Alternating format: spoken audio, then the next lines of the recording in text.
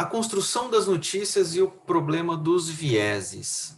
É um tema muito amplo, né? É um tema muito geral, é um tema bastante complicado de se discutir e, ao mesmo tempo, muito gostoso, né? O convite que eu vou fazer para vocês é muito mais no sentido de provocar, tá bom?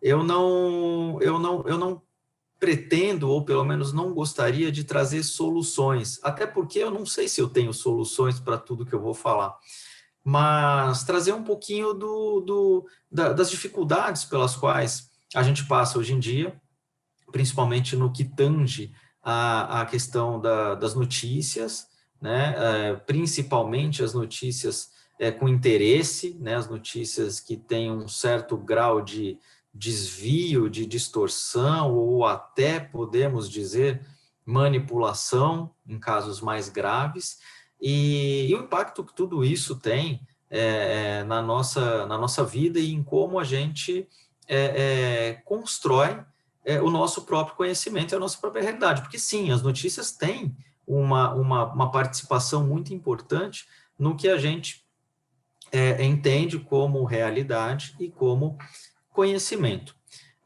Eu vou dividir com vocês aqui a minha tela, para que a gente possa acompanhar junto uma sequência de slides numa apresentação que pode, em certa medida, nos guiar para que tudo fique um pouco mais claro, né? Então, o nosso tema, que eu acabei de apresentar, e aí eu coloco aqui para vocês uma charge, né, uma imagem, gosto muito da charge, que, aliás, faz parte de um gênero jornalístico bastante envolvente, né? A gente aprende muito, a gente consegue observar e ter um raciocínio a partir de um desenho, a partir de uma charge, e essa charge nos incomoda, né? Pelo menos a mim, sim. Eu olho para ela, eu olho para essa imagem e eu fico tenso. Eu começo a olhar para os lados e para cima para saber quem é que está me transformando em um personagem, em um desenho, em um boneco, em uma marionete, em um fantoche.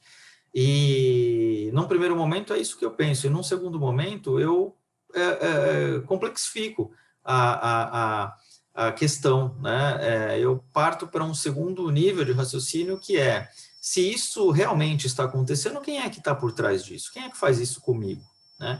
E aí eu coloco para vocês estas referências por escrito, que é para a gente refletir juntos. Manipulação, distorção e erro. Diferentes situações. Essa charge, claramente, é de uma manipulação. Alguém que pode ser, né, uma pessoa, uma empresa, uma instituição, um governo, pode ser qualquer órgão ou instituição, na função de uma mão que manipula todo mundo pelas notícias. Aí você me pergunta, mas você falou qualquer instituição, qualquer governo, qualquer empresa, qualquer pessoa, mas não são os jornais que controlam as notícias? São os jornais que controlam as notícias, mas a gente nunca sabe quem tenta e, eventualmente, até consegue controlar os responsáveis pelos jornais, ou seja, os jornalistas, não é? Então, muitas vezes a gente coloca tudo na conta do jornalista, do jornalismo, jornalistas manipuladores, jornais direcionam notícias que são enviesadas, mas até aí a gente não sabe, né, quem ou que está por trás de tudo isso, fazendo parte de um sistema, fazendo parte de uma organização maior que rege todo o funcionamento da construção das notícias. E a diferença entre manipulação, distorção e erro é que a manipulação é proposital. Então, há notícias que são enviesadas porque alguém quis que elas fossem enviesadas. Isso é uma manipulação. Há casos em que há uma distorção que é muito parecido com o significado simbólico representativo de manipulação, ou erro, né? O erro já seria um outro patamar de discussão e de entendimento. Eu vou dar um exemplo para vocês de um caso muito famoso, muito conhecido, acontecido nos anos 90, para ser mais preciso, e se a minha memória não me trair nesse momento, eu espero que não, em 1994 nós vivenciamos o caso Escola Base, que foi um caso de absolutamente erro geral de apuração. Um veículo apurou, não apurou, eu ia dizer apurou errado, mas na verdade nem chegou a apurar bem, né? Este veículo deu a notícia em questão era de uma acusação de uma mãe de criança, uma acusação endereçada aos donos da escola infantil que a criança estudava, e a acusação era de que a criança, né, o filho dessa senhora, estava sofrendo assédio sexual na escola infantil de base, uma escola que ficava, na época, no bairro da Aclimação, aqui em São Paulo. E um veículo deu a notícia e todos os outros foram, né, na onda, pegaram carona nessa publicação em nome de um negócio que nós chamamos de furo de reportagem, e para não ficarem para trás, e todo mundo, né, o resultado disso é que todo mundo deu a notícia sem apurar, sem checar, e foi um erro generalizado, porque isto nunca ficou provado, pelo contrário, né, exames posteriores, depois de muito tempo, deram conta de que não houve qualquer tipo de situação parecida com a acusação dessa senhora, e até aí o estrago estava feito, né? E isso não é um caso de manipulação, ninguém quis enviesar uma acusação, uma notícia para prejudicar de forma proposital os donos daquela escola. Isso foi um caso de erro. Então, muitas vezes pode acontecer o erro, que é diferente da manipulação. Hoje, a gente vive um período muito complicado, porque a gente não sabe o que é erro, o que é manipulação. A única coisa que a gente sabe, e aliás, às vezes até se engana também, é em relação ao que é verdade e ao que não é. Identificado o que não é uma verdade, a gente tenta entender se aquele erro foi realmente um erro ou foi uma distorção proposital por parte de alguém que tinha um interesse na informação que não era exatamente um interesse público. Então, deixo aqui para vocês esse trecho, né, as notícias apuradas, editadas e veiculadas pelas redações profissionais podem, claro, conter informações incorretas e ideias absurdas. E aí, um parêntese de reticências, porque a frase continua e ela termina da seguinte maneira: mas não são fake. Né?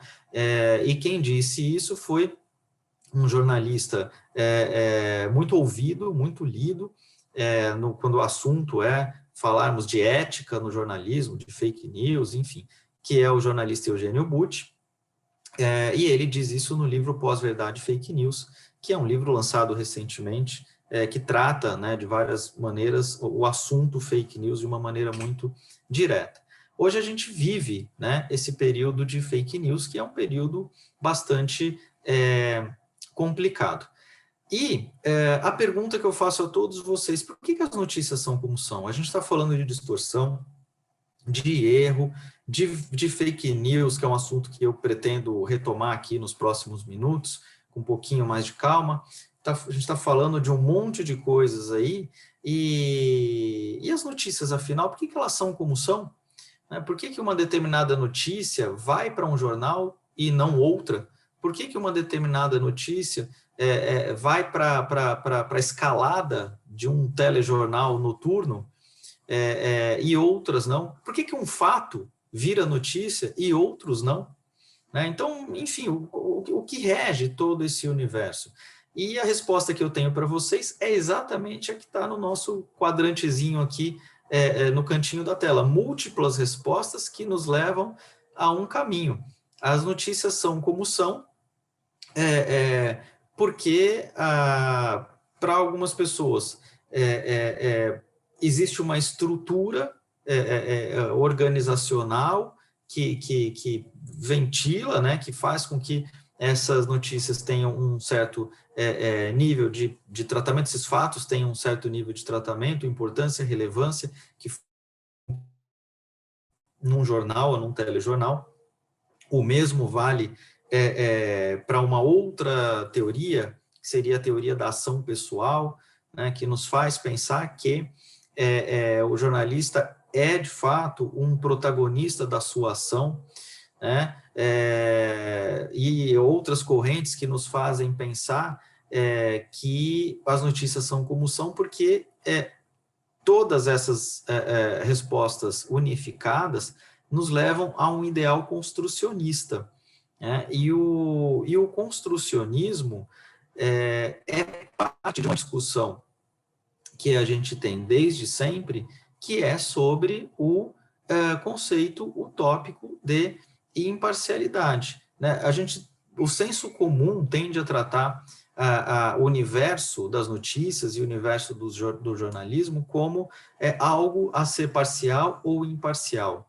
Ou o jornalista deveria só falar a verdade, o jornalismo deveria só falar a verdade, as pessoas deveriam só falar a verdade, né? Mas o que é a verdade? O que de fato é a verdade? Quando a gente fala deveria falar a verdade, a resposta filosófica que eu tenho para vocês leva a uma outra pergunta. O que é verdade para você? Qual é o teu conceito de verdade? Né? E no caso do jornalismo, essa aferição, ela acontece o tempo inteiro, as notícias são, um dos termos, inclusive, que eu acabei de mencionar, para a gente falar de um fenômeno recente que é fake news, é a tal da pós-verdade, né? Fake news ou pós-verdade. Até nisso, a gente coloca o termo verdade no meio, mas de que verdade a gente fala esse tempo inteiro, né? A verdade é aquela que corresponde a um fato. A verdade é aquela que tem que ser, de alguma maneira, representativa do que um fato realmente ou do que realmente aconteceu. Só de usar o termo representativo, a gente já cai numa simbologia. Representar, né? O que é representar? Representar é você tratar alguma coisa de alguma forma, né? É você tirar aquilo, seja um fato, um objeto, do seu lugar, do seu espaço e relatar aquilo para alguém, né? Você relata aquele fato, aquele objeto, aquele acontecimento para alguém. Então, você representa aquilo. Quando você representa alguma coisa, você já está num campo simbólico de construção. É como se você tivesse já duas verdades, né? Este abajur que está aqui acima é amarelo, né? Este objeto é amarelo, mas a maneira como eu contar para vocês que ele é cilíndrico, amarelo, cada um de vocês que está me assistindo agora vai representar na sua própria cabeça um formato diferente para ele e um tom de amarelo diferente. A não ser que eu seja muito específico, muito detalhista, e mesmo assim, cada um tem o seu nível de cognição e de informação pessoal para representar para si mesmo este objeto que eu estou relatando. Eu estou construindo alguma coisa, eu estou promovendo uma construção em relação a alguma coisa. E essa ideia do construcionismo a gente pode levar para a construção da realidade, construção social, né, que são assuntos que a gente poderia ter 3 horas de videoaula para cada um desses assuntos, pela quantidade de informação que eles nos trazem e o nível de aprofundamento que a gente poderia ter em relação a alguns deles. No caso da ação pessoal do jornalista, que eu mencionei, uma ideia muito comum, né, um pensamento muito recorrente que a gente tem, é de que o jornalista é sempre um protagonista da sua ação, mas um submisso no processo. Ele pode até definir, isso é notícia porque o interesse público vai, né, mas muitas vezes ele é também condicionado, não ao seu próprio pensamento e à sua própria ação pessoal, a um sistema, né? Então, um exemplo que a gente usa bastante, esse jornalista tem na manga, né? Ele tem 2 reportagens, uma com o governador do estado e uma sobre o mercado das flores de um bairro qualquer. Ele tem 10 minutos para subir esse material, porque o jornal vai fechar, uma coisa que chama deadline no jornalismo, que faz parte do processo. Este processo, né, muitas vezes é um processo que tem, né, várias situações. O deadline, ele precisa subir alguma coisa. E ele tem essas 2 opções. Eu nem preciso perguntar para vocês qual ele vai subir, né? A gente deduz que seja, né, deduz com aquela quase convicção que seja a matéria com o governador do estado. Este jornalista provavelmente não quis me manipular a gostar mais ou menos do governador do estado, mas ele tende a achar que o processo que inclui o interesse público vai fazer com que ele escolha o vídeo, a entrevista com o governador do estado. E o mercado das flores, um assunto talvez menos importante para o interesse público, pode ficar para o jornal do dia seguinte, por exemplo, né? Então, funciona mais ou menos assim. Além do deadline que eu mencionei, temos uma coisa chamada agendamento. O que é o agendamento? Existe uma teoria do jornalismo que nos ensina que a agenda dos meios é capaz de influenciar a agenda pública. Não quer dizer que os jornalistas influenciem diretamente o pensamento das pessoas. Em alguns casos, pode até acontecer? Pode, mas não é sempre e nem é tão recorrente assim.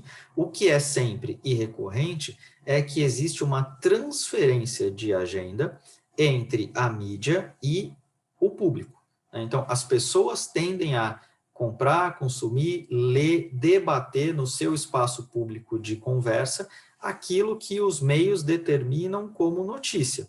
Este é um fenômeno bastante recorrente e estudado por jornalistas em teorias do jornalismo. E aí eu deixo duas perguntas provocativas para vocês, que vocês depois podem tentar responder. Meios conseguem transferir os assuntos da sua agenda para a agenda pública? Vamos considerar também hoje novos dispositivos, não é? Então, eu particularmente vou dar um pequeno spoiler de como você pode condicionar o seu raciocínio.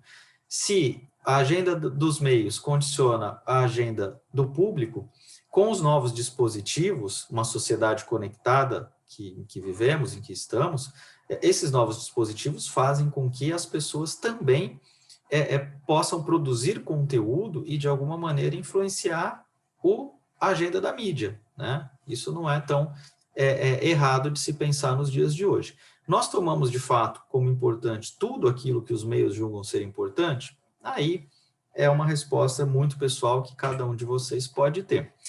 Uma outra coisa que a gente conversa muito quando fala em vieses jornalísticos, que é o enquadramento. Como é que essas notícias são enquadradas? Em que contexto elas são faladas, elas são ditas, né?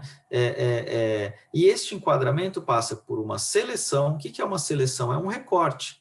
Eu vou falar de vacina, eu preciso ter muito cuidado com o que eu estou lendo sobre vacina ou o que eu estou assistindo, porque às vezes a notícia me traz só um recortezinho, me traz só um pedaço de um universo inteiro que fala sobre vacina. Ou seja, algo foi selecionado. E eu tenho que ficar atento a que tipo de seleção foi feita. Exclusão de informação.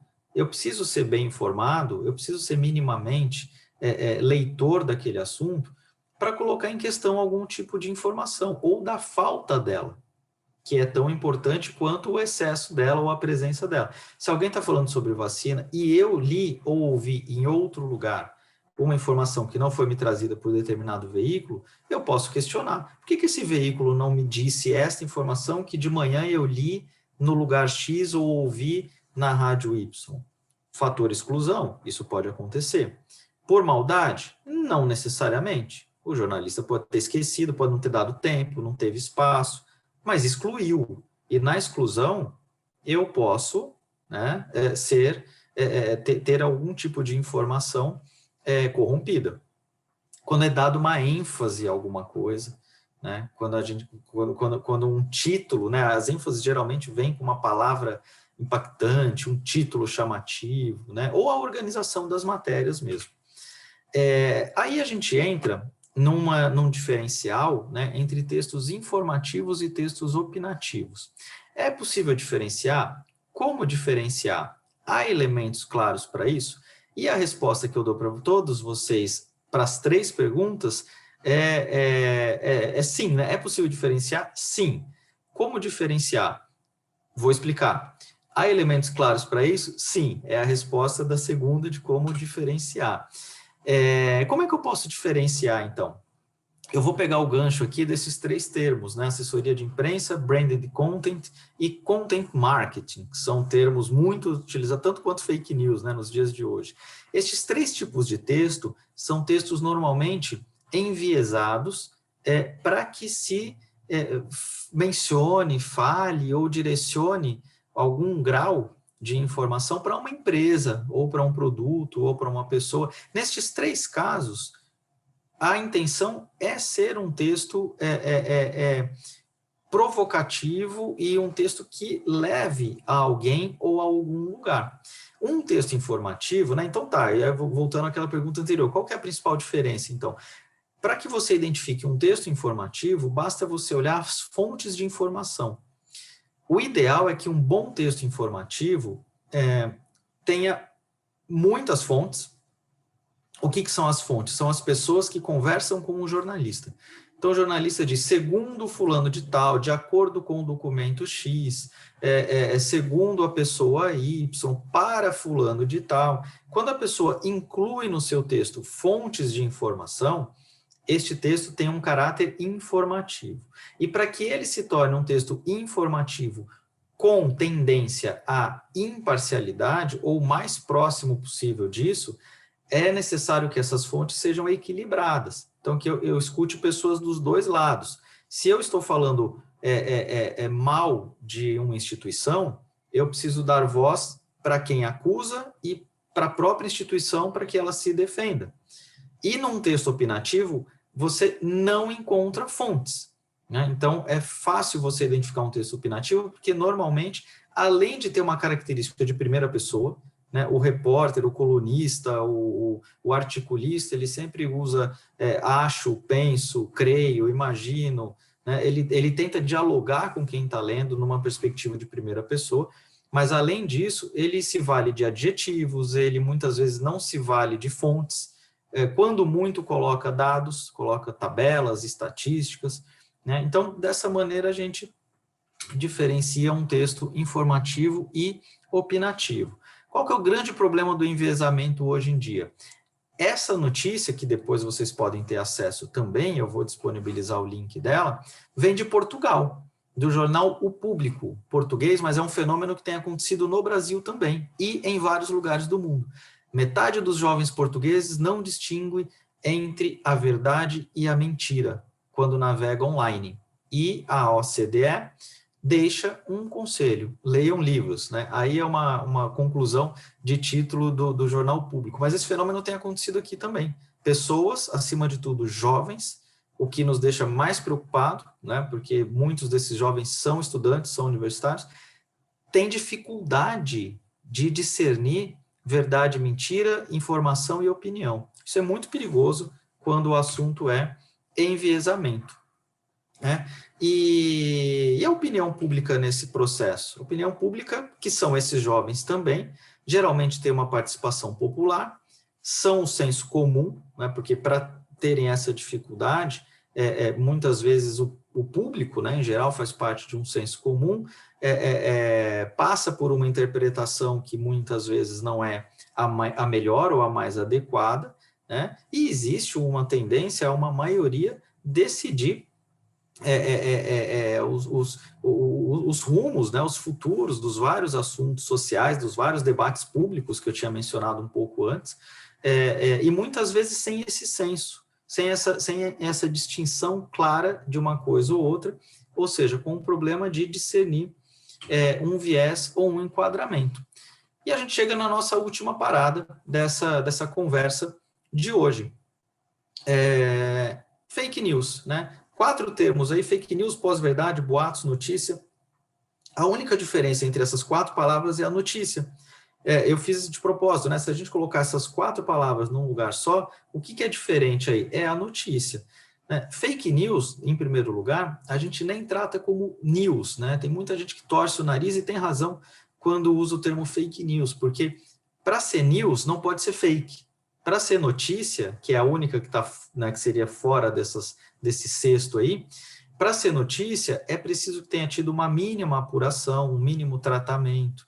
O resto é boato, é fake news, é pós-verdade, é conteúdo falso, tá? é importante a gente ficar de olho nisso, né? E como é que a gente identifica? Falei em como diferenciar informação de opinião. E como identificar uma fake news? Pela fonte da informação, se a fonte é, segundo o IBGE, ok, provavelmente, né, vou até tirar o provavelmente dessa frase, que eu não preciso ter cuidado nenhum. Certamente é verdadeiro, é IBGE.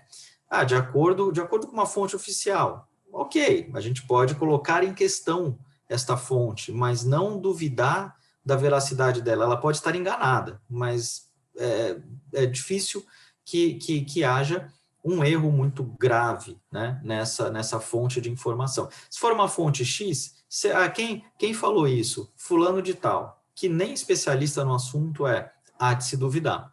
Termos e linguagem, né, quando tem erro de ortografia, quando tem erro de concordância, está mal escrito, é muito sintomático que não seja verdade. Os desdobramentos do assunto, assinatura, quem assina? É um jornalista, é um responsável, vem de um jornal, vem de um veículo confiável, vem de um articulista, a credibilidade do veículo, né? Aqueles sites que aparecem do nada com aqueles nomes, notícias da floresta, nada contra as florestas, muito pelo contrário, a gente precisa cada vez mais delas, mas uma fonte que não seja os jornais e as revistas que a gente comumente está habituado a ouvir e ter acesso no dia a dia. E acho que é importantíssimo falar aqui de um assunto muito recorrente, que é o fato das pessoas estarem cada vez mais condicionadas a trazerem para elas uma notícia falsa como sendo verdadeira, simplesmente por uma questão de alimentar o seu pensamento e o seu ideal. Como está nessa, não, pai, essa é uma notícia falsa. Mas como pode ser falso se diz exatamente o que eu penso? Imediatamente vocês podem lembrar de uma coisa que tem sido parte do nosso dia a dia: grupos do WhatsApp. Cada vez mais as pessoas compartilhando coisas, e o que é pior, eu passei aqui alguns minutos falando sobre como diferenciar fake news de conteúdo verdadeiro. Muitas dessas pessoas sabem que é uma fake news porque identificaram as fake news pelos elementos que eu elenquei. Mesmo assim, elas passam para frente por uma questão de é o que eu penso. Olha só, é muito louco isso, e é muito preocupante também. A pessoa sabe que é uma mentira, mas pelo fato de ser aquilo que ela pensa, ela prefere contribuir com a desinformação do que desconstruir o seu próprio pensamento. Dá mais trabalho, né? Parece desconstruir o seu próprio pensamento, assumir um erro de pensamento, do que levar adiante o exercício da desinformação, que vai prejudicar uma sociedade inteira. E o atual momento de comunicação que a gente tem é de alimentar este enviesamento, alimentar este conteúdo falso e alimentar esse direcionamento, infelizmente. Qual é a solução para isso? Eu não sei, é difícil. É preciso continuar estudando, continuar lendo, continuar buscando debates e maneiras de se informar, para se tentar chegar num resultado que seja minimamente plausível. Mas o nosso atual momento é esse, né? Uma sociedade muito ubíqua, o tempo inteiro, em todos os lugares, uma sociedade super, hiper, mega conectada, móvel, tá o tempo inteiro ali, né? Falando com alguém, lendo alguma coisa, e é muito fácil, né? É muito prático você compartilhar as coisas sem, né, muita verificação. Isso é um problema. Para encerrar, né, aqui o nosso papo, os dados têm sido um elemento importante nesse momento, porque os dados fazem parte de um universo de algoritmos, né, que minimamente entendem um pouco a sociedade, né, e aí a gente vai entrar numa outra discussão que não importa aqui, se é ético, se não é, quem rouba dados, os algoritmos fazem isso, pegam as informações da minha vida, sabem o que eu sou, o que eu faço, meu CPF e tal. Isso é uma outra questão de ética digital que a gente, né, fica para um outro momento. Mas os dados, no geral, são números, né, são informações, e são uma forma de você trabalhar um conteúdo que seja próximo do que seria menos enviesado. Mesmo assim, a gente tem que tomar cuidado. E aí eu deixo esse último texto para vocês, para finalizar, de fato, que é um texto de um jornalista de dados, né, um jornalista que se propôs a dedicar a vida a estudar os dados, que é o Marcelo Soares,